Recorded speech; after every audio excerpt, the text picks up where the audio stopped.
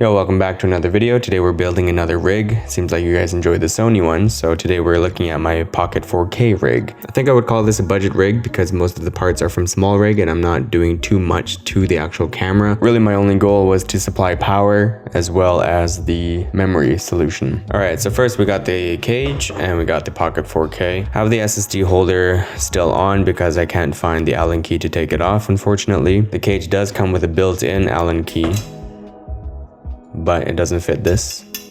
So let's get this thing on. How the f do you put this on? There it is. There we go.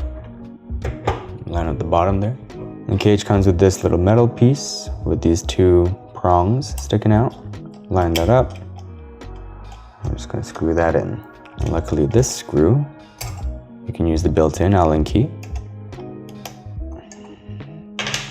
Okay, and because of those two prongs, there isn't a lot of give or any movement at all, actually. All right, next we're going to do a cold shoe extension like we saw in the Sony rig. This will allow us to use our external microphone.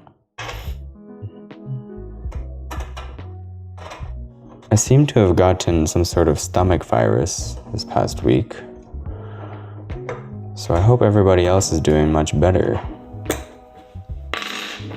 All right, so that's on, this is on. We got 3 parts. So this cage has a built-in NATO rail. So with this top handle, which is NATO as well, we can just slide it right on. All right. On my top handle, I have a cold shoe mount on the top. So I'm going to be adding this monitor mount by Small Rig as well.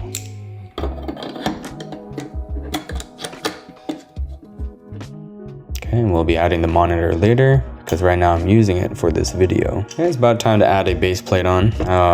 Take off the top handle. So the base plate I use is the cheapest one. I think it's like $20 off of Amazon. There is no quick release, which is a pain.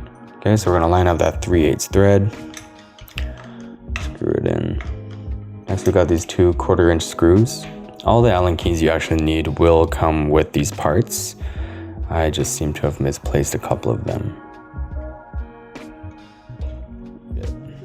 So for lenses, instead of using micro four thirds lenses, I prefer to use Canon FD, and I use the Metabones speed booster.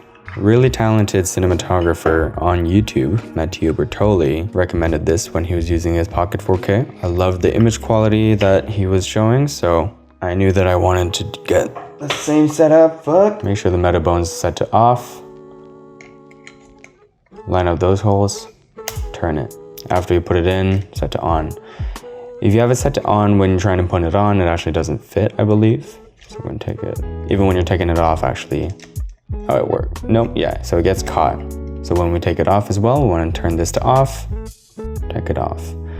Make sure it's off, put it on, spin this to on. I really hope you can see that. Putting a lot of faith into this GH4 right now. All right, so we're gonna put this on, line up those, twist.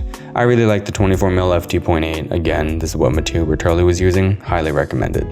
So next, if you've seen my Sony video, I already showed you this, but 2 carbon fiber rods, 2 of these things, rail blocks, I believe they're called, and this cheese plate V-mount adapter holder. So you're just gonna slide this on.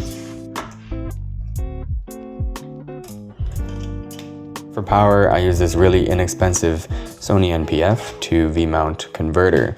This gets me about 6 to 8 hours of runtime, I believe. The batteries are pretty budget as well.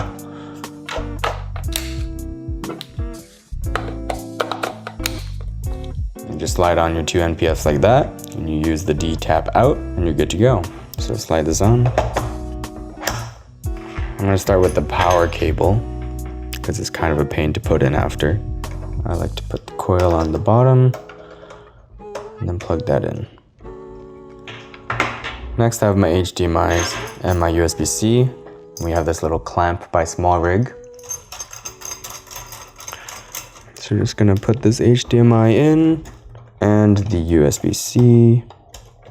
Use a coin to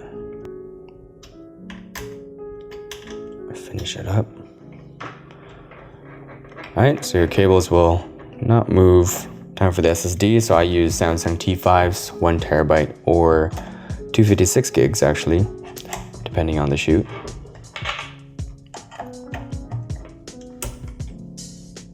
You can tighten that down as well as this down.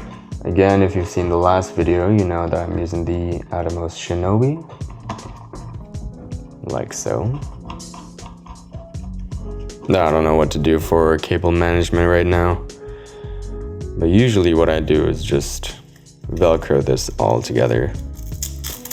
Yeah, so usually what I do is just Velcro that there. So this is pretty much what you are looking at. Usually grab it by the side like this, focus with my left hand or top handle and shoot like this. Very similar to how I shot with that Sony rig, but this is a lot more compact and I think heavier. Let's get a little weight.